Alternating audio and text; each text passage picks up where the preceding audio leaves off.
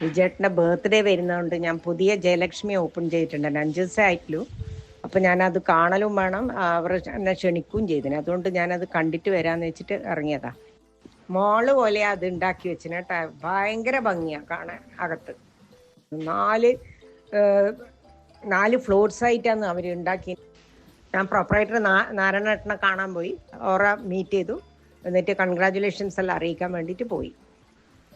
അവരുമായിട്ടുള്ള 45 കൊല്ലത്തെ ഫ്രണ്ട്ഷിപ്പാണ് നമുക്ക്.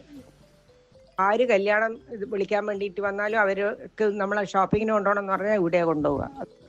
ഗ്രൗണ്ട് ഫ്ലോറിൽ സൽവാർസും മെറ്റീരിയൽസ്, കോട്ടൺ മെറ്റീരിയൽസ്, പിന്നെ ലൈനിങ് തുണി, അങ്ങനത്തെ എല്ലാം ഗ്രൗണ്ട് ഫ്ലോറിലാണ്. സാധാരണ സാരീസ് അങ്ങനത്തെ എല്ലാം ഉണ്ട്.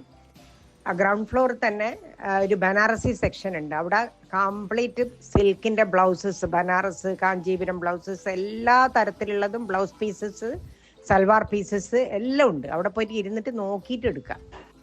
സെക്കൻഡ് ഫ്ലോറിലാണ് അവർ മണ്ഡപം എന്ന് പറഞ്ഞിട്ട് ഒരു പ്രത്യേക സെക്ഷനാണ്, വെഡ്ഡിങ് ആൾക്കാർക്ക് മാത്രം. അതെങ്ങനെയാണെന്ന് വെച്ച് കഴിഞ്ഞാൽ ഓരോ സെക്ഷനായിട്ടാണ് വെച്ചിട്ടുണ്ട്. ഗാഗ്ര ചോളി ഒരു സ്ഥലത്ത്, വൈറ്റ് ഗൗൺസ് ഒരു സ്ഥലത്ത്.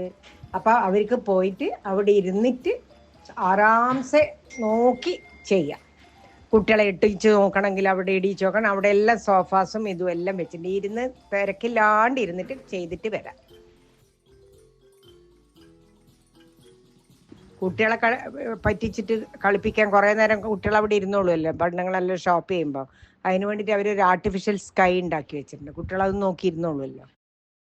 വിജയേട്ടൻ്റെ ബർത്ത്ഡേ ആയതുകൊണ്ട് അവർക്ക് 5-6 മുണ്ട് വാങ്ങി. അത് വാങ്ങി നമ്മൾ അവിടെ നിന്ന് ഇങ്ങോട്ട് വന്നു.